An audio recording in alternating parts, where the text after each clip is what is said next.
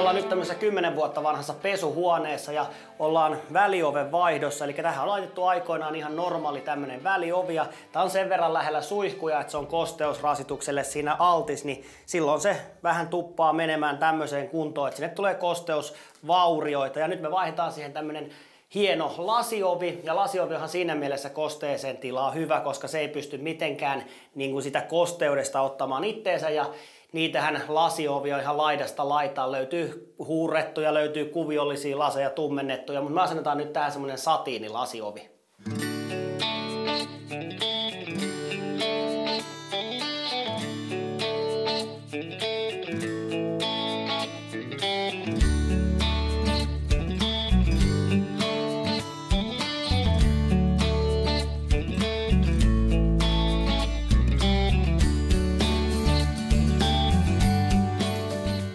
Nyt kun me ollaan saatu vanhat karmit sitten pois, niin päästään ton uuden karmin asentamiseen, mutta tietenkin ekana pitää toi ovi ottaa tuolta paketista pois, ja tää ovi toimitetaan silleen, että siinä on jo karmit valmiiksi kasattuneen, ne on vasemman kätiset, mutta silloin jos tarvii vaihtaa sitä kätisyyttä, niin silloin katsotaan asennusohjeista, ja kannattaa muutenkin ne asennusohjeet lukea ennen kuin ruvetaan asentaa sitä, niin täällä on hyvin kerrottu, miten se karmin kätisyys vaihdetaan, koska tämä ovi käännetään vaan silloin ylös alasin ja karmit sitten muutetaan eri kätisyydelle.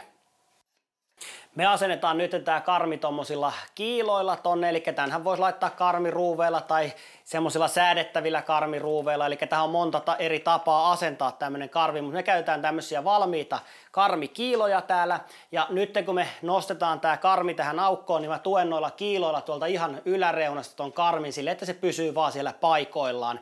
Ja nyt kun meillä on kiviseinät tässä, niin mehän joudutaan tietenkin sitten roppaamalla kiinnittää tämä karmi. Jos meillä olisi puuseinät tässä ympärillä, niin voitaisiin suoraan alkaa sitä noiden kiilojen kanssa laittamaan paikoilleen, koska me voidaan sitten ruuvata se samaa vauhtia siinä kiinni. Mutta nyt kun meillä on kiviseinät, me ekaksi simmataan se vatupassia noiden kiilojen kanssa oikeisiin korkoihin, ja täytyy tarkkaan katsoa myös tässä vaiheessa sitten toi yläpuun suoruus. Eli nyt tässäkin pikkasen on lattiassa heittoa, niin me tonne toisen karmin alapäähän laitetaan pikkasen simmiä, että me saadaan se vatupassiin, ja sen jälkeen porataan 6-millisellä poranterällä noin jokaisesta ruuvipaikasta toi puusta läpitte reikä, ja samalla merkataan sitten tonne kahitiilen päätyyn pieni merkki sillä poranterällä, että mihin lähdetään sitten poraamaan sille itse ropulle reikää.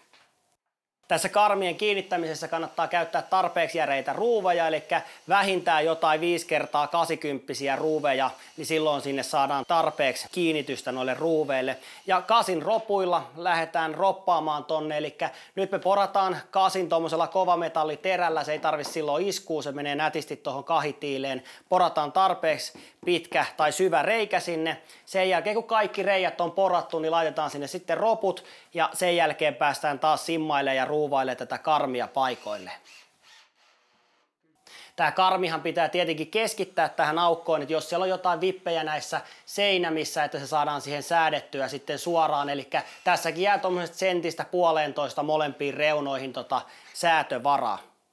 Aluksihan mä ruuvailen pelkästään niin kuin kevyesti nämä joka ruuvin paikasta kiinni, ja silloin kun se karmi on siinä paikoilla ja kun ruuvataan sitä ruuvia ja se osuu ihan keskelle sitä roppua, niin silloinhan se on niin kuin mitoitus, kaikki on tapahtunut oikein. Eli jos siellä jotain heittoja on, niin sitten kannattaa alkaa taas tarkistelemaan, että onko jossain ollut sitten jotain vippiä, mutta meillä ne kaikki osuu tuohon paikoilleen, ja sen jälkeen ruvetaankin sitten noilla karmikiiloilla säätämään sitä täysin vatupassiin. Ja jos on vähänkin huonompi vatupassi, niin kannattaa vielä sitten ristimittoja katsoa siinä, että se varmasti menee sitten suoraan se karmi sinne. Ja ainahan tämmöinen ovi sitten ekana ruuvataan tuolta karmipuolelta kiinni tukevasti, sen jälkeen lähdetään mitottaa sitä ja vatupassin kanssa sitten säätämään noiden kiilojen avulla suoraan sitten täältä niin kuin kahvapuolelta, ja sen jälkeen kun se on saatu siihen niin kuin vatupassin kanssa suoraan, niin sen jälkeen voidaankin nostaa ovilehti paikoille.